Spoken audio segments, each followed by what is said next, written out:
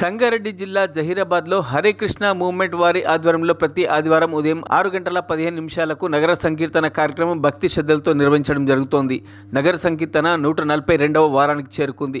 ఉదయం జహీరాబాద్లోని రామ్నగర్లోని భవానీ మందిర్ నుంచి ప్రారంభమైన నగర సంకీర్తనలో భక్తులు పాటలు పాడుతూ నృత్యాలు చేస్తూ వాడవాడల్లో తిరిగి అంగరంగ వైభవంగా నగర సంకీర్తన నిర్వహించారు.